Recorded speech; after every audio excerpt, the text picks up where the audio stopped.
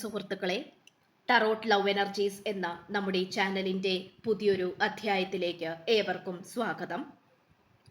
പ്രേക്ഷകരെ, ഇന്നത്തെ വായനയുടെ തലക്കെട്ട് എന്ന് പറയുന്നത് ഈ വ്യക്തിയുടെ തെറ്റുകൾ മനസ്സിലാക്കി ഈ വ്യക്തി നിങ്ങളിലേക്ക് തിരിച്ചു വരുമോ എന്നുള്ളതാണ്.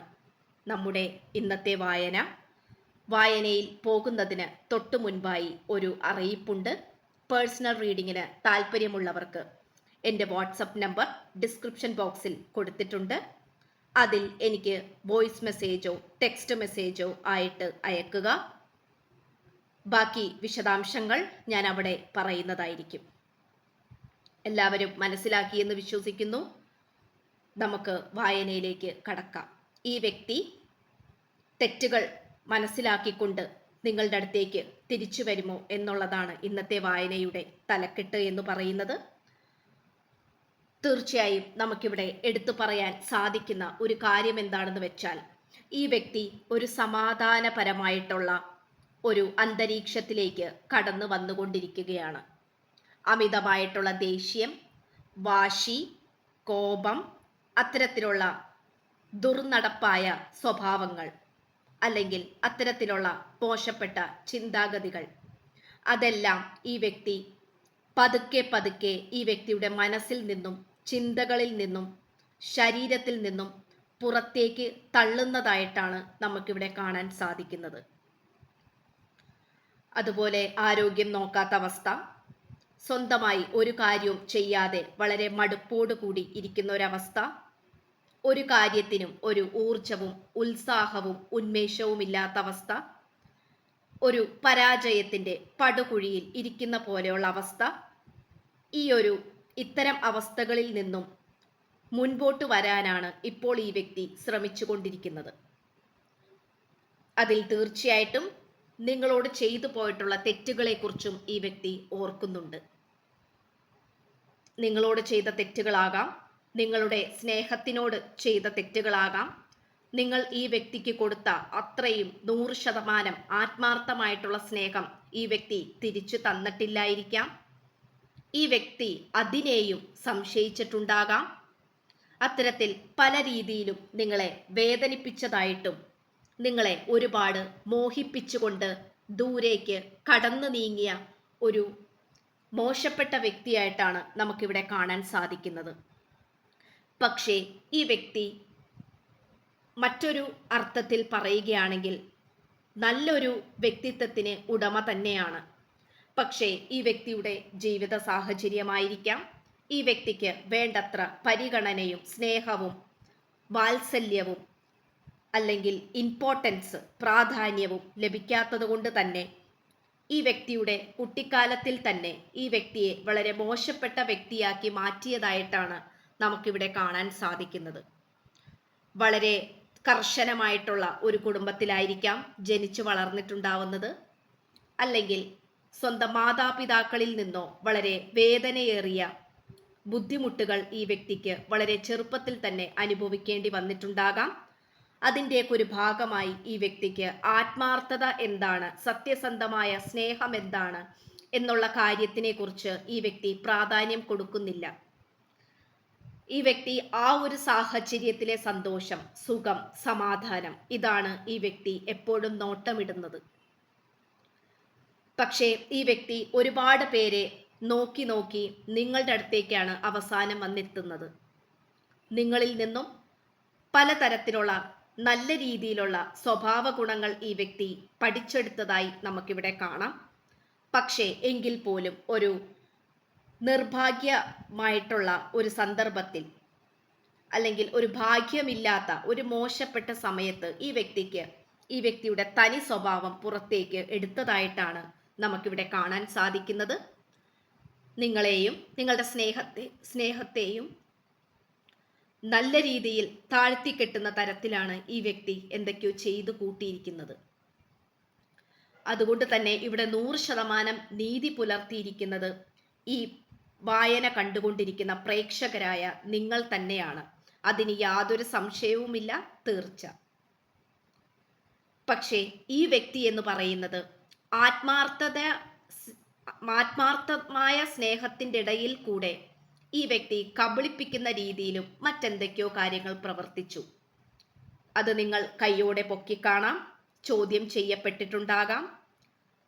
ഈ വ്യക്തി നിങ്ങളിൽ നിന്നും പിന്നീട് മറഞ്ഞു പോയതായിട്ടാണ് നമുക്ക് കാണാൻ സാധിക്കുന്നത്.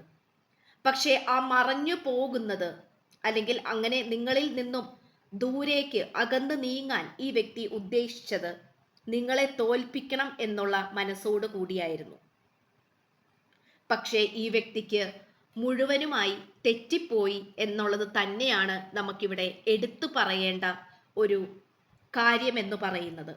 കാരണം ഈ ഒരു പ്രപഞ്ച ശക്തി നിങ്ങളുടെ കൂടെയാണ് പോയിക്കൊണ്ടിരിക്കുന്നത്, നിങ്ങളെയാണ് സംരക്ഷിക്കുന്നത്, നിങ്ങളുടെ കാര്യങ്ങൾക്കാണ് പ്രാധാന്യം നൽകുന്നത്.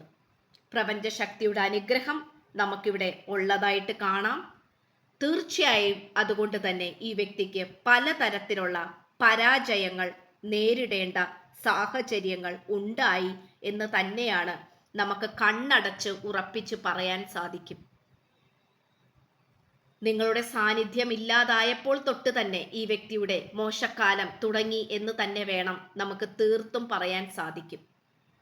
ചിലപ്പോൾ പുറമെ ഞാൻ സന്തോഷത്തിലാണ്, ഞാൻ അതീവ സന്തോഷത്തിലാണ്, ദുഃഖിച്ചിരിക്കുകയല്ല എന്നുള്ള രീതിയിൽ ഈ വ്യക്തി അഹങ്കാരത്തോടു കൂടി പലതരത്തിലുള്ള പ്രവർത്തികളും ചെയ്തു കൂട്ടുന്നുണ്ടാകാം.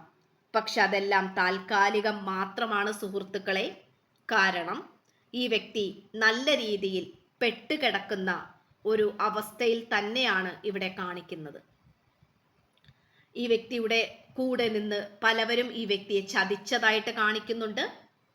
ഈ വ്യക്തി നിങ്ങളെ ചതിച്ചപ്പോൾ ഈ വ്യക്തിയെ പ്രപഞ്ചശക്തി ഒരു പാഠം പഠിപ്പിക്കുവാൻ വേണ്ടി ഈ വ്യക്തിയെ വേറാരോ ചതിച്ചതായാണ് നമുക്കിവിടെ കാണാൻ സാധിക്കുന്നത്.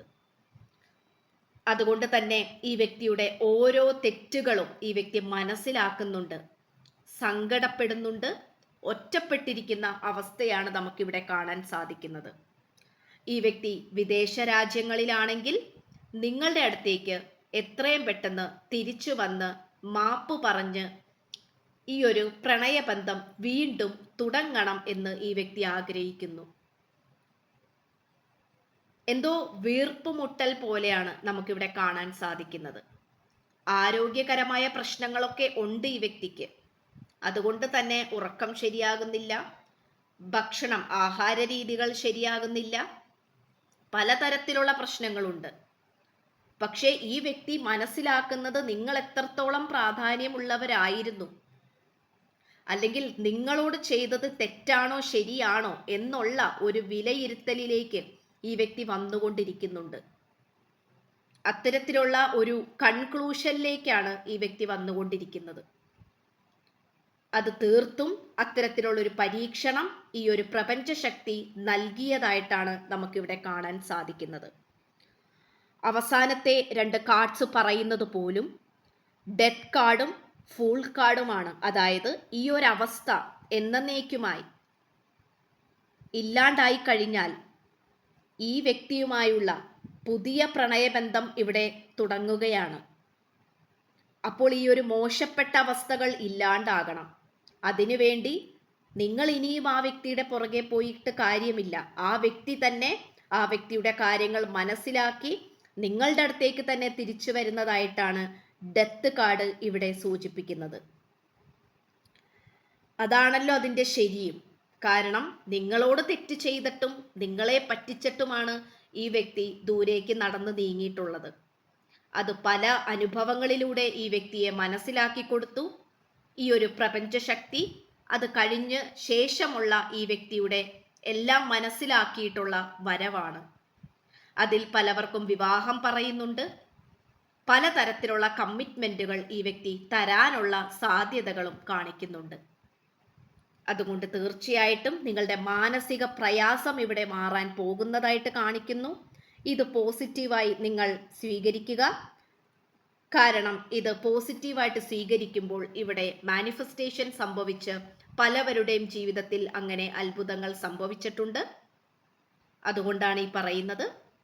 നിസ്സാരമായി തള്ളിക്കളയരുത്, നെഗറ്റീവായി ചിന്തിക്കരുത്.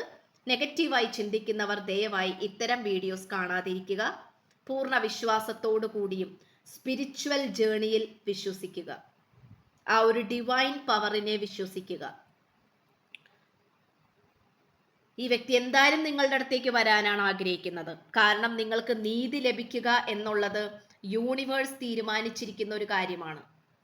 നിങ്ങൾ തീരുമാനിച്ചതോ അല്ലെങ്കിൽ ഈ വ്യക്തി തീരുമാനിച്ചതോ അല്ല, യൂണിവേഴ്സ് തീരുമാനിച്ച ഒരു കാര്യമാണ്. യൂണിവേഴ്സിനെ തടുക്കാൻ ആർക്കും സാധിക്കില്ല. നിങ്ങൾക്ക് നീതി ലഭിക്കുമെന്ന് തന്നെയാണ് കാണിക്കുന്നത്. ഇവിടെ ഒരു പുതിയ തുടക്കം കാണിക്കുന്നുണ്ട്. തീർച്ചയായും നമുക്കിവിടെ ഒരു സന്തോഷകരമായിട്ടുള്ള രീതിയിലാണ് ഇത് അവസാനിക്കുന്നത്. ഇതാണ് നിങ്ങളുടെ ഇന്നത്തെ വായന. പേഴ്സണൽ റീഡിങ്ങിന് താല്പര്യമുണ്ടെങ്കിൽ എൻ്റെ വാട്സപ്പ് നമ്പർ ഡിസ്ക്രിപ്ഷൻ ബോക്സിൽ കൊടുത്തിട്ടുണ്ട്.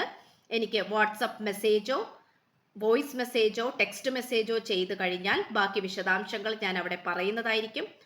ചാനൽ ആദ്യമായിട്ട് കാണുകയാണെങ്കിൽ സബ്സ്ക്രൈബ് ചെയ്ത് സപ്പോർട്ട് ചെയ്യുക. നിങ്ങളുടെ പ്രോത്സാഹനം എനിക്ക് വളരെ പ്രാധാന്യമുള്ളതാണ്.